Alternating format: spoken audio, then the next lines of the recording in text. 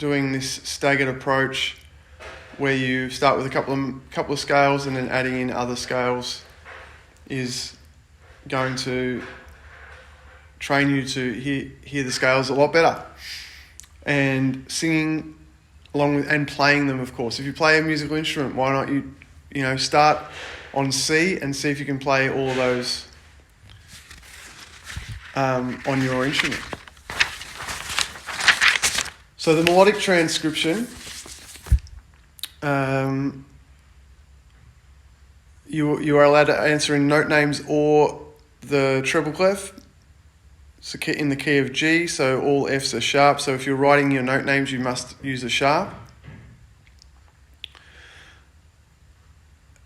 Some people were able to get really good marks, get 6, 7, 8 marks for this question, which is great. Others missed out a bit, but just remember that the rhythm is given to you and you just have to put the notes in the right spot.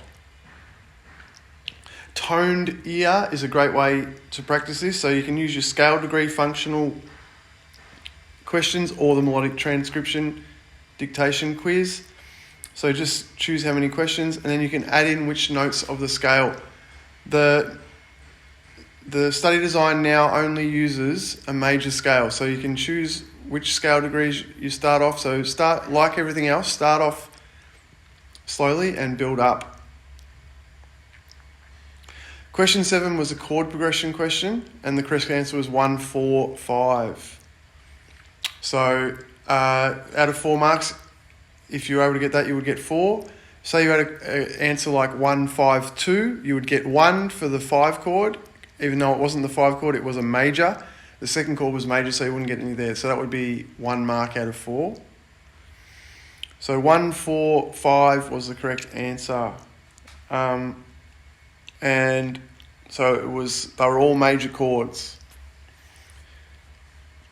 Toned ear is a great way to practice that one as well. Okay, so this question caused a bit of either confusion or misunderstanding.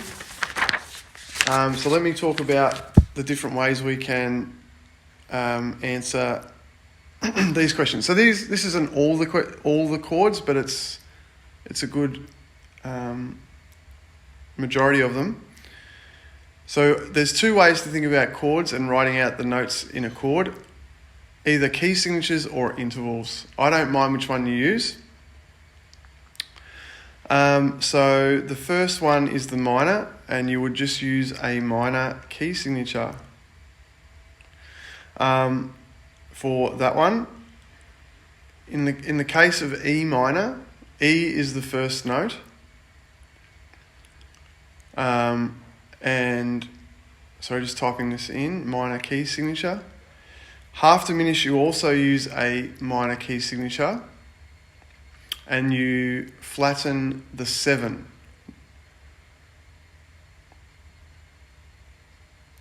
No, you don't. Sorry, you flatten the 5. That's right. Sorry, flatten 5. And major, you use a major key signature. That should be easy to remember. And diminish, you flatten the 5th as well.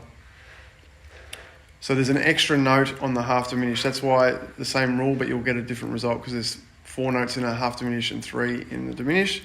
So now we're going to go through the interval patterns.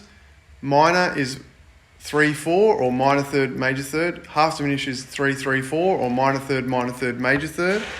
Major 7 is major third, minor third or 4, 3, 3. And a diminished is 3, 3, 3. So they're the interval patterns that you count on the keyboard.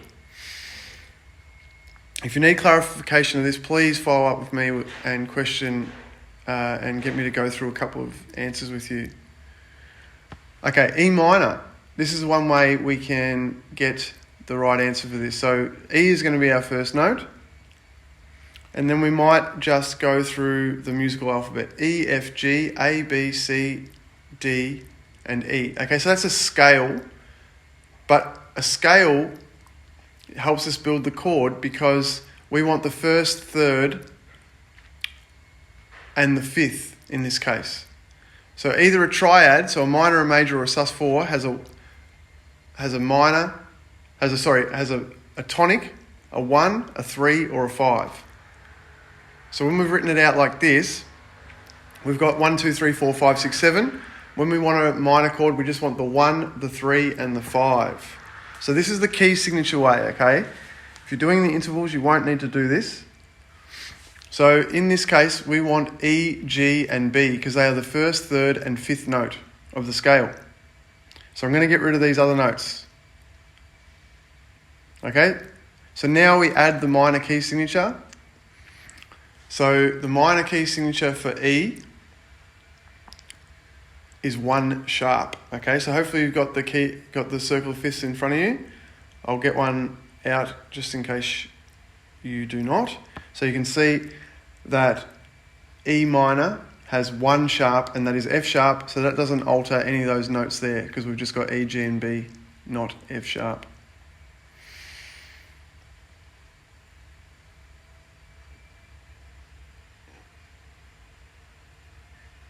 Okay, so hopefully that made sense. Maybe just go over that again if you did not.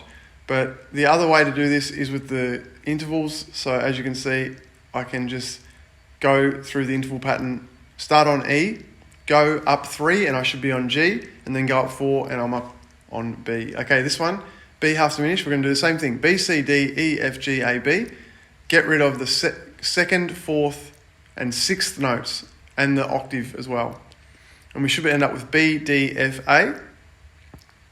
Now we can add our minor key signature.